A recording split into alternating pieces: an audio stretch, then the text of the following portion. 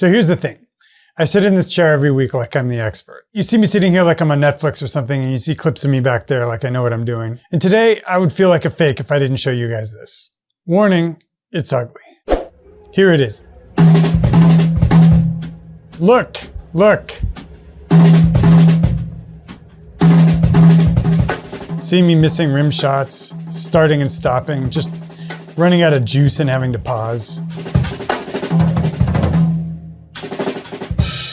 I know drummers like to be like, this is the real side of practice. This is what practice really looks like. For me though, not easy. If you came into a practice room on a random day, most of what you hear is pretty much like the B-roll in my videos.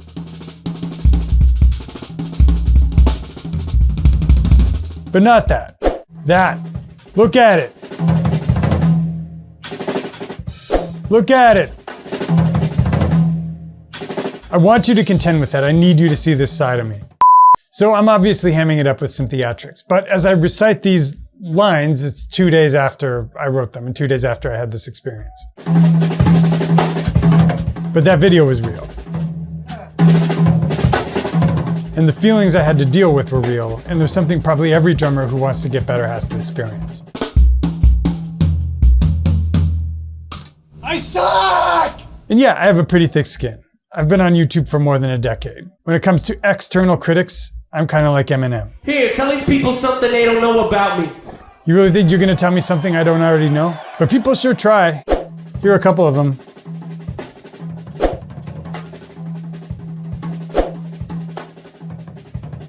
But the reason my skin is so thick to these armchair critics is something you know deep down if you ever really push yourself on drums. Nothing the external critics could say would ever hurt us because it's a shadow of what's coming from inside. You listen to yourself back on a video or a recording and think, I like this. So when a critic tells you you suck, it's like somebody accusing you of lying when you know you told the truth. You can ignore it.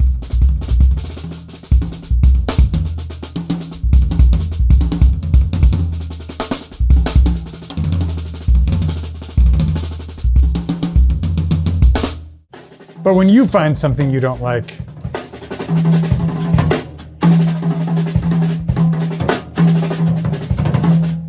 ooh, but we have to go through this. And I didn't even want to make this video. I was going to show you something on Dennis Chambers.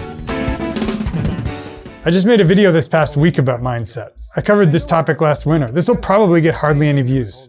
But it's fresh and it's raw and it's real. So f*** it. So this week we'll be using my breakthrough from Sunday night, and I say breakthrough in roughly the sense we mean if a meteor breaks through your spacecraft, to talk about the thing no drummer wants to go through, but we all have to. Just this last week, I talked to Ronnie Caspi about this, and she had this to say. Sometimes I can be very, not dramatic, but I remember stuff like as in high school, that I got really bummed out of something, that I wasn't called for a gig, that I didn't get a gig, that I was like, oh, what the fuck? Why aren't they calling me for sessions? Whatever.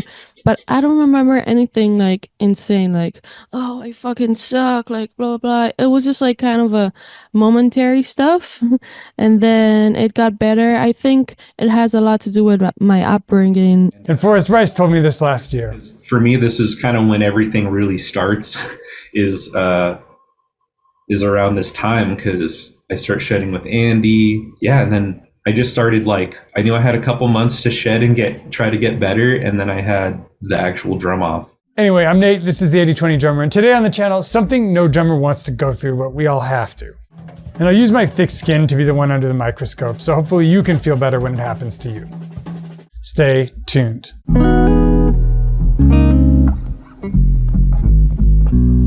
And folks, I wish this week was brought to you by somebody like BetterHelp, but it's actually brought to you by me, the 80/20 Drummer. If you've been following the channel for a while and feel like you want to study with me, the best way to do that is to be on my mailing list. And if you click the link below to join, you'll also get my 3 free video mini course that'll make your playing better in the next 3 weeks than it's gotten in the previous 6 months. Link below. Anyway, onward.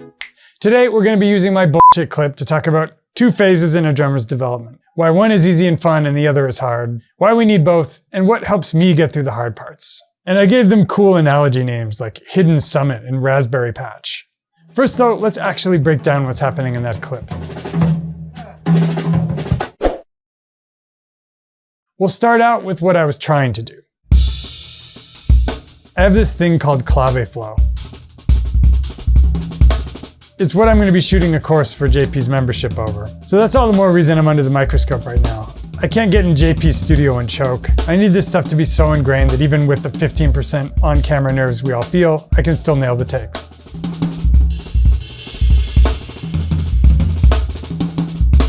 I'll tell you very quickly what clave flow is before I tell you it doesn't matter. But if I know you, you're probably interested in what it is.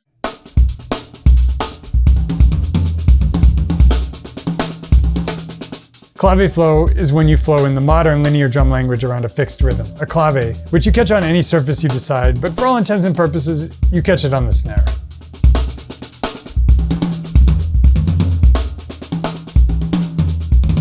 It's broad enough to encompass practically any big band drummer soloing around a figure, but for the note when you see its standpoint, it's probably best demonstrated by players like these.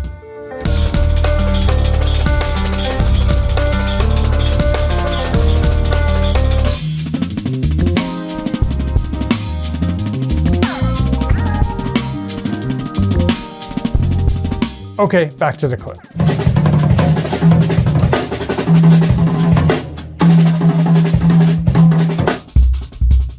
So I'm working on something called triplet clave flow, and specifically doubled triplet / sextuplet clave flow.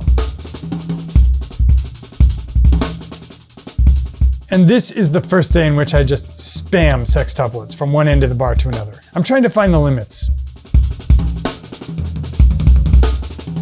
And I get this familiar sensation. Something doesn't feel quite settled. Something isn't quite right. I've had this feeling before, often right before a lick doesn't land, or at least I come away feeling it was a little sloppy.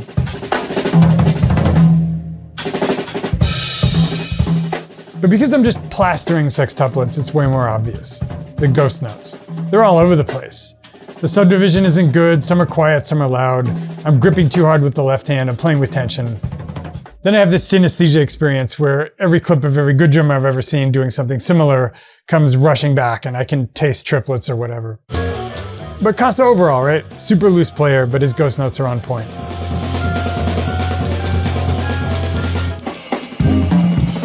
Corey Fonville.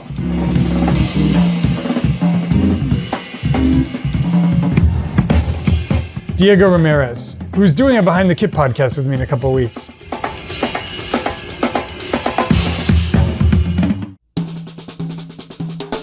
The ghost notes are the glue.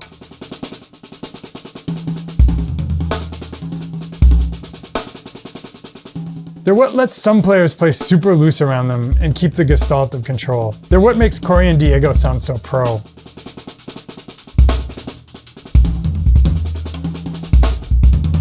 Ghost notes are everything. Ghost notes are life. Football is life! Ooh. And crazy part, well, there are two crazy parts. The first crazy part is I've been saying this already. It's important to be able to control the bounce at a slower tempo because your control will be better faster. I thought I understood how important ghost notes were, but right under my nose. My own were bad? Maybe, we'll get there. But the second crazy part is I should have the left hand technique to do this better. After all, if you want to play these back to back, it's helpful to reset the stick height after the catch so you have energy to get it to bounce again. What was all that work I did for if not for a better left hand? No, it's just a matter of remembering to do it in the moment. So right then, rage cave. Whiplash, ice the hands, get ready to bleed. Which, I'll fully admit, is not the best mindset in which to practice. But there I was, so I decided to brute force my ghost notes to be better. Not by slowing them down, not by creating any specific exercise, just brute force it. And this is the result.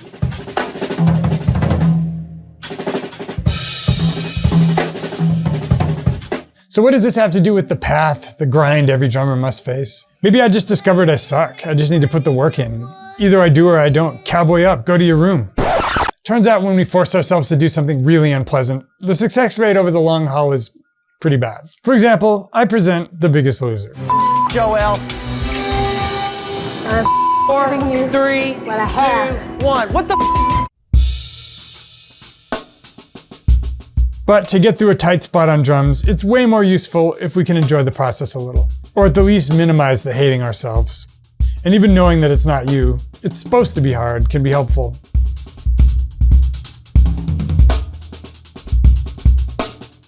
And it's in that spirit that I'm going to break down why I think this type of thing is literally one of the hardest things we go through as drummers. What makes it hard and what to do about it. Chapter 2, why it's hard. When we imagine getting better at a skill, a lot of us picture a clear linear path, where if we just put in the work, we automatically get better. Fewer people, I bet, zoom out and notice that part of the challenge in real life is that path isn't always clear, and sometimes it doesn't even exist. Learning, then, isn't just following the path up the mountain. It's figuring out which mountain to climb, trying one path, discovering that doesn't go where you think it did, finding another path that's working, seeing other people seeming to climb faster on a different path, jumping ship to that new path only to see other people climbing faster on yet another path, discovering you're climbing the wrong mountain, and having people tell you you're climbing wrong or climbing the wrong mountain. Right? But within this chaos, I have two analogies, both from different parts of the process. One is the berry patch. Imagine you're climbing, and you crest a ridge, and you see a beautiful valley below you, filled with delicious raspberries. You can see the boundaries of the valley, and the path down to the berries is clear. All that's necessary to do is pick them. If you imagine a situation like this and you're playing, it's like when you have a series of things you're working on that you already know work, and you're already pointed toward your goal. All you need to do is execute. This feels great. It's the good stuff about learning a skill, the stuff that makes us want to continue. But that's not the whole process. Because what happens when we're done harvesting those berries? Do we stay in the valley? What happens if we get bored in the valley? I wonder if there's something else beyond those there mountains. Just as often as we climb out of the valley, we encounter what I call the false summit. If you've ever hiked, you know what I mean. You're climbing, you see the summit, you're so close.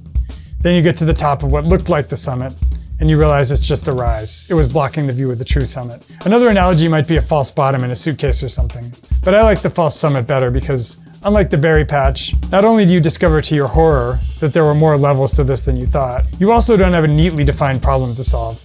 You still need to find a way up the mountain. God, I hope getting B-roll for all this isn't holy hell. Let's bring this back to the drums. Seeing the real summit behind the false summit is an analogy for when you raise the level of your hearing and your tastes, so you can now differentiate a degree of quality that was previously opaque to you. In other words, your taste has evolved out in front of your ability. So we talked about the 1-2 punch, the 2 reasons this sucks, in analogy with regard to the summit. But in real life, the first reason is that because your taste is now more discerning, you're suddenly going to find a lot of what you're doing odious.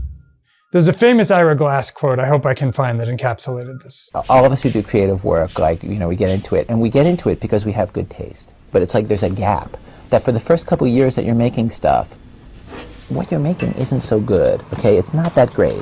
It's trying to be good. It has ambition to be good, but it's not quite that good. But your taste, the thing that got you into the game, your taste is still killer. And your taste is good enough that you can tell that what you're making is kind of a disappointment to you. You know what I mean? A lot of people never get past that phase. A lot of people at that point, they quit. The next reason is you don't know exactly what the solution is yet. As you can see in my video clip, it's not like I've got some super fine-tuned exercise that I can calmly execute and it'll get me to my goal. Instead, I'm thrashing about, wasting energy, playing whack-a-mole. So the first big bit of advice is shoot your shot, which is to say, do your Andrew Neiman hands-bleeding rage practice. Then, take a step back. Get a good night's sleep, compose yourself, come back the next day. And since we're now into the what to do stage, I propose we make a chapter. Chapter 3, what to do. So you might be wondering, what the heck does this guy know to be telling me how to get through rough patches on the drums? I mean, my critics are sure wondering. But in short, I've had a lot of reps at this. That's basically it. Me 10 years ago, me now.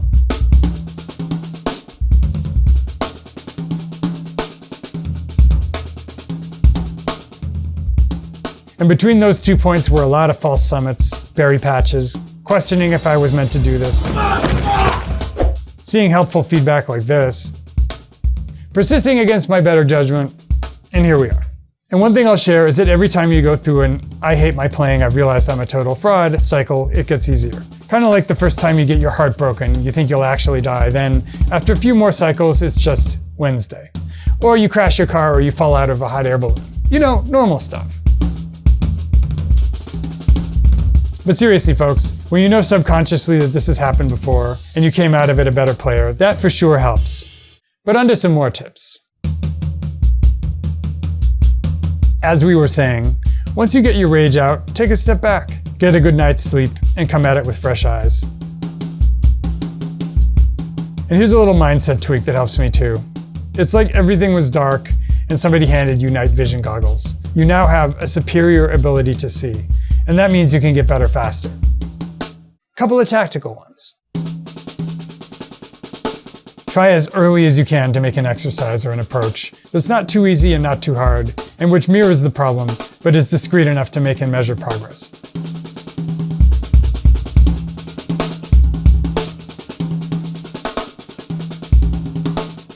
Here's what I mean. We humans are learning machines, as long as the problem is defined and discrete. If the problem is memorize this melody, you can just sing it over and over, and without anything conscious happening, it'll get better. But when does this go wrong? If there's too much to work on at once, then you'll spin your wheels and quit from frustration before you make enough progress. If the difference between better and worse is poorly defined, i.e. if you were trying to improve your timekeeping and you had no way to see if you were getting warmer or colder. Luckily in this situation, the very thing making us frustrated is we're now acutely aware of the difference between good and bad, so that shouldn't be an issue. And third, if the exercise isn't close enough to the real problem to help, i.e. if you're practicing tying your shoes to get better at tennis. So essentially, we want to create a series of situations that are winnable, which also mirror the real problem. For me, with my ghost notes, the issue isn't my hand technique. It was for years, but now that's not the lowest hanging fruit. It's actually regrooving my muscle memory so that what sounds good is second nature. I'll start this by doing the clave flow exercise more slowly, using that newfound and horrible raw awareness to my advantage, zeroing in on the ghost notes. I'll record myself and listen back. If I need to make the problem smaller, I can do what I call a looping exercise, where I break off small sections of improvisation and loop them. If I need to consolidate even more, I can make kind of a proxy exercise. Like if I notice that there's a very specific shape that proxies for all kinds of vocabulary, and that by working on that one thing, I can lead domino a bunch of things, I'll do that. So that's the tactical, but a couple more mindset things. First, the arbitrariness test. Search your favorite drummer on YouTube, pull up an arbitrary video, go to the comments and sort by new. They may be few and far between, but eventually you'll happen across a mean one. This isn't a cope, as the kids say. It's just a reminder that at every level, there's someone critical. Second, I hesitate to say this, but the look around you test. Your tastes have just elevated. Practice your stuff for a couple weeks, then come back to some videos of drummers you deemed better than you. In some cases, and this is not to negate anyone's musicianship, but in some cases, you'll suddenly notice that stuff they were doing that seemed like magic now seems understandable. You may even identify flaws or chips in the paint. This is not a sign that they're not great players. It's a way to calibrate your flaw radar. Because to play something perfectly is to be a robot, and that's boring. Every time we fine-tune our mistake radar, it risks lumping musical wabi-sabi, the stuff that makes us sound like humans, not robots, in with the legitimate stuff we should be working out. Re-examining videos of drummers that impressed you is a way to calibrate your radar. Finally, remember to have fun out there. And that's how you get the gig! Anyway, you guys, did we do a thing? When I wrote that, it seemed really short, and reading it, it felt like one of the longest ever. Anyway, you might think it's weird for me to stick a coaching pitch in here, because who am I? And that's exactly why I am, because you see me in all of my flawed glory. And if you still think maybe from going through all these trials and tribulations I have something to teach you, then you might want to join my mailing list, because that's from whence we launch my coaching programs. To do that, just click the link below the player. You'll be on the list. And for your troubles, you'll get 3 free videos in a mini course that'll help you get better in the next 3 weeks than you've gotten in the previous 6 months. Dudes, it's been real. Always enjoy this. See you again real soon in another lesson of the week.